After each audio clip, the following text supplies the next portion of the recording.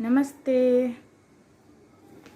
चलो, last lecture में हमने अपना चैप्टर तो कंप्लीट कर दिया था, सिर्फ उसकी एक्सरसाइज बाकी थी जो कि अब हम इस लेक्चर में देखेंगे। ठीक है, before starting our studies first we pray. Close your eyes. ओम भूर्भुवस्वः तत्सवितुर्वरेण्यं भर्गो देवस्य धीमहि धियो यो न प्रचोदयात्। ओम शांति शांति शांति। ओके, तो हमने चैप्टर कंप्लीट कर लिया। अब उसकी एक्सरसाइज देखने से पहले क्या करेंगे, एक बार जो हमारी डेफिनेशन दी गई है उसको हम रिकॉल कर लेंगे। ठीक है, देखो, क्लासिफिकेशन डेफिनेशन क्या दी गई थी? The process of sorting out and grouping things according to some basis और क्राइटेरिया, यानी कि हम उसके बेसिस ऊपर, उसकी ज़रूरत यानी कि रिक्वायरमेंट्स के ऊपर हम जो थिंग्स का ग्रुप्स करके उसे बाहर अलग अलग करके जो उसको ग्रुप वाइज सेपरेट करते हैं उसको हम क्या कहते हैं? तो के क्लासिफिकेशन। नेक्स्ट है soluble substance. A substance which dissolve completely in water, ऐसा सब्सटेंस की जो वाटर के अंदर कम्प्लीटली डिजोल्व हो जाए यानी कि अच्छे से सोल्यूबल हो जाए, ऐसे सब्सटेंस को हम कहते हैं सोल्यूबल सब्सटेंस। उसके बाद है insoluble substance. A substance which does not dissolve in water at all, यानी कि ऐसा सब्सटेंस की जो वाटर में डिजोल्व ही ना हो, कितनी भी बार उसे स्टीर करे, उसे अच्छे से मिक्स करे, लेकिन फिर भी उसके अंदर डिजोल्व ना हो, तो ऐसे सब्सटेंस को कहते हैं इनसोल्यूबल सब्सटेंस। उसके बाद ट्रांसपेरेंट मटेरियल। ट्रांसपेरेंट मटेरियल किसे कहते हैं? Material through which light passes fully, यानी कि ऐसे मटेरियल जिसके ऊपर से लाइट फुल्ली पास हो सके, उसके ऊपर हमने लाइट उसके ऊपर हमने डाली तो क्या होगा? तो कि पूरी की पूरी लाइट पास होके दूसरी साइड पे हमें दिखाई देगी, तो ऐसे मटेरियल को कहते हैं ट्रांसपेरेंट मटेरियल। उसके बाद है translucent material. Material through which light passes only partial, जिसमें आधी लाइट पास हो, यानी कि पूरी की पूरी नहीं, आधी लाइट पास हो, उसको कहते हैं ट्रांसलूसेंट। और ओपेक मटेरियल, यानी कि material through which light does not pass at all, यानी कि ऐसे मटेरियल जिसके अंदर लाइट पास ही ना हो, थोड़ी सी अथवा तो आधी कुछ भी हमें उसकी दूसरी साइड पे दिखाई ना दे, तो ऐसे मटेरियल को कहते हैं ओपेक मटेरियल। कितनी डेफिनेशन है क्लासिफिकेशन की, सोल्यूबल सब्सटेंस की, insoluble substance, transparent material, translucent material. हमने ये डेफिनेशन देखी। अब क्विक राउंड अप में क्या है, चलो देखते हैं वन बाय वन। उसमें 7 पॉइंट्स हमें दी गए हैं। First, things around you are made of large variety of material. हमारे अराउंड में जितने भी थिंग्स है वो सभी बहुत सारे वेराइटी ऑफ मटेरियल से बने गए हैं। क्लासिफिकेशन ऑफ मटेरियल और thing is useful for understanding and using them. कोई भी मटेरियल का क्लासीफाई तो थिंग्स का क्लासिफिकेशन क्यों करते हैं? ताकि हम उसे अच्छे से समझ सके, उसका यूज़ अच्छे से कर सके। It is done on the basis of similarities and dissimilarities between different properties of material, यानी कि डिफरेंट जो मटेरियल हो उसके प्रॉपर्टीज, उसकी सिमिलैरिटीज और उसके डिससिमिलैरिटीज के ऊपर ही हम उसका क्लासिफिकेशन करते हैं।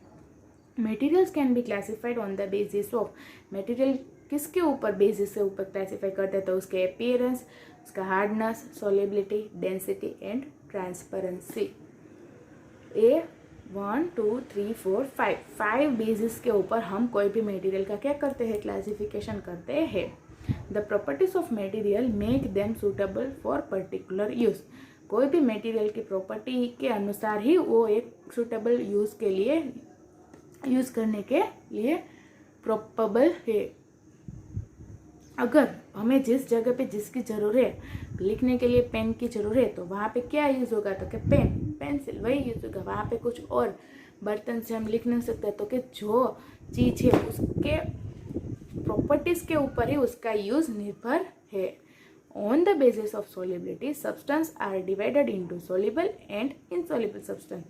अब सोल्युबिलिटी के बेसिस के ऊपर सब्सटेंस को 2 टाइप्स में डिवाइड किया, सोल्यूबल और इनसोल्यूबल। और a material more dense than water will sink in water. जो मोर डेंस है किसके compare, as compare to water, तो वो क्या हो जाएगा? तो कि वाटर में सिंक हो जाएगा, मतलब सेटल्स डाउन। અને while a material less dense than water, जो उसका वेट यानी कि वाटर से कम होगा वो क्या होगा, तो कि फ्लोट ऑन वाटर, क्या होगा, वाटर के ऊपर वो फ्लोट करेगा, और जिसका वेट ज़्यादा होगा वो नीचे जाके सेटल हो जाएगा। On the basis of transparency substance are divided into transparent, translucent and opaque substance. Solubility को बेस रख के 2 टाइप्स में, सोलिबल और इनसोलिबल, और ट्रांसपेरेंस को बेस रख के 3 टाइप्स में डिवाइडेड किया गया है, ट्रांसपेरेंट, ट्रांसलूसेंट और ओपेक मटेरियल। तो ये हमने देखा क्विक राउंड अप में, जो कि हमारे पूरा चैप्टर का जो मेन पॉइंट है वो यहाँ पे आ गए हैं। अब हम जाएंगे अपने एक्सरसाइज की ओर। एक्सरसाइज में हम देखेंगे सी वाला, यानी कि answer in 1 or few words की बार। सबसे पहले है ट्रू और फॉल्स। चलो, plants and animal both are made of cells and have no dissimilarities. हमें बोला गया है कि प्लांट्स और एनिमल्स किससे बने हुए हैं, तो क्या सेल से बने हुए, वो रेडी है। फिर हमने उसने बोला है कि उसमें कोई भी डिसिमिलरिटीज ही नहीं है, मतलब कि सभी दोनों के अंदर सभी चीजें सेम ही है। तो ये ट्रू है कि फॉल्स, तो क्या फॉल्स, क्योंकि दोनों सेल्स से बने हुए हैं, लेकिन दोनों के अंदर कुछ तो क्या होगा, डिसिमिलरिटीज होगी ना। प्लांट्स क्या है और एनिमल्स क्या है, ऑब्वियसली दिखने में भी क्या है, तो डिसिमिलरिटीज है ना, वैसे। तो ये हुआ फॉल्स। सेकेंड है vinegar is soluble in water and chalk powder is insoluble in water. क्या बोला, तो कि विनीगर है वो पानी में सोल्यूबल हो जाता है, लेकिन चॉक पाउडर है वो इनसोल्यूबल है। तो विनीगर मैंने क्या बोला, तो कि एक प्रकार का नींबू का रस जो कि खट्टा होता है और वो भी लिक्विड में ही होता है, तो लिक्विड में डिजोल्व हो ही जाएगा, तो वह हो जाएगा। लेकिन जो चॉक पाउडर है वो क्या हो जाता है, तो कि नीचे जाके सेटल डाउन होता है, यानी कि ये डिजोल्व होता नहीं है, इनसोल्यूबल रहता है, तो ये true. Third, aluminium is transparent and glass is opaque. हमें बोला गया है कि एल्यूमिनियम ट्रांसपेरेंट है लेकिन ग्लास ओपेक है, तो ये तो फॉल्स ही है, क्योंकि ग्लास ट्रांसपेरेंट होते हैं और एल्यूमिनियम ओपेक होते हैं। यहाँ पे उल्टा दे गया, तो ये है false. Fourth, oil is denser than water. यहाँ पे बोला गया है कि ऑयल का वेट वाटर को कंपेयर करके ज्यादा है। अगर ऑयल का वेट ज्यादा होता तो वो थोड़ी ना ऊपर फ्लोट करता, वो कहाँ पे जाके सेटल हो जाता, तो कि नीचे। यहाँ पे क्या दिया गया है, तो कि डेंसर है, तो ये हुआ फॉल्स। डेंसर नहीं है, क्या है, लेस डेंस है। Fifth, cotton is a soft material. Cotton है वो एक सॉफ्ट मटेरियल है, ऐसा बोला गया है कि नहीं है, टच किया है ना सभी ने, सॉफ्ट ही है ना, तो ये हुआ true. 6, A notebook shines while an eraser dust not. हमें यहाँ पे बोला गया है कि जो नोटबुक है वो चमकदार होते हैं लेकिन इरेजर नहीं होते, तो ये हमारी नोटबुक्स है, ये चमक थोड़ी ना रही है, तो ये फॉल्स ही है ना, ये तो दिखाई दे रहा है हमें। 7th, all plastic and stones are transparent. हमें बोला कि सभी प्लास्टिक और सभी स्टोन्स ट्रांसपेरेंट होते हैं, तो आप देख सकते हो, सभी प्लास्टिक के थ्रू आप देख सकते हो, स्टोन्स के थ्रू आप देख सकते हो, नहीं देख सकते, तो ट्रांसपेरेंट नहीं हुए ना, यहाँ पे भी false. 8th, wood being less dense than water floats over water. Wood क्या है, तो कि वाटर को कंपेयर करके लेस डेंस है, इसीलिए वो पानी के ऊपर फ्लो करते हैं। ट्रू क्या फॉल्स, तो कि ट्रू, क्योंकि वुड पानी के ऊपर ही फ्लो करते हैं। अब देखेंगे fill in the blanks. Fill in the blanks में फर्स्ट दिया गया, dash material allow light to pass through them. हमने आगे डेफिनेशन में पढ़ा कौन से मटेरियल लाइट को पास होने के लिए अलो करते हैं, तो क्या ट्रांसपेरेंट मटेरियल।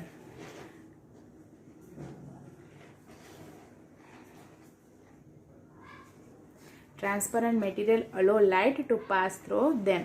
उसके बाद dash and dash have a shiny appearance. कौन से मटेरियल शाइनी अपीयरेंस होते हैं, तो कि स्टील से बने हुए, स्टील यूटेंसिल्स और metallic chain.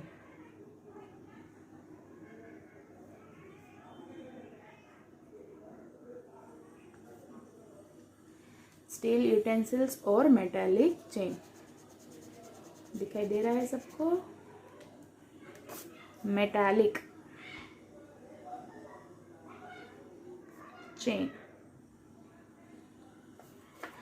Dash can be opaque और ट्रांसलूसेंट। कौन से मेटल ओपेक होते हैं और ट्रांसलूसेंट भी होते हैं। तो इसके लिए हमने लास्ट लेक्चर के लास्ट टॉपिक में देखा। देखो यहाँ पे हमने दिए गए हैं ना कुछ मटेरियल्स के प्रॉपर्टी के, ओपेक भी होते हैं और ट्रांसलूसेंट भी होते हैं। तो ऐसे कौन से, देखो ओपेक और ट्रांसलूसेंट कौन सा मटेरियल है, तो क्या प्लास्टिक्स। तो यहाँ पे कौन सा आंसर, क्या आंसर आएगा, प्लास्टिक्स।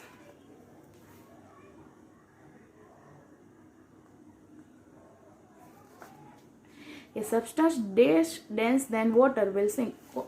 कैसा डेंस होना चाहिए तभी वो क्या होगा, तो कि सिंक होगा, नीचे जाके बैठ जाएगा। तो कि मोर डेंस, अगर वाटर से मोर डेंस होगा तभी जाके क्या होगा, तो कि सिंक होगा।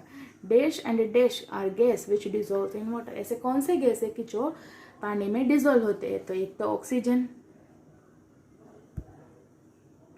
और दूसरा carbon dioxide CO2।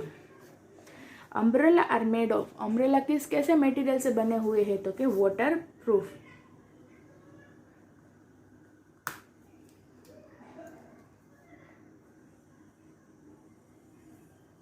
Waterproof material. तो ये था हमारा फिल इन द ब्लैंक्स। अब हम देखेंगे मैच द फॉलोविंग्स। चलो मैच द फॉलोविंग्स में कॉलम ए और कॉलम बी। फर्स्ट दिया गया है बटर पेपर। तो बटर पेपर कैसा होता है, तो कि उसके थ्रू हम देख सकते हैं, तो कि नहीं, तो वो होगा translucent butter paper. Salt, salt क्या है, पानी में सोल्यूबल होता है, यानी कि soluble in water. Air, air क्या है, हमारे आजू बाजू में सभी जगह पे एयर है, तो भी हमें सब चीज़ें दिखाई दे रही है। तो एयर एक ट्रांसपेरेंट मटेरियल है, क्योंकि एयर है हमारे सराउंडिंग्स में, फिर भी हमें सभी चीज़ें दिखाई दे रही है, तो एयर ट्रांसपेरेंट ही होगा ना।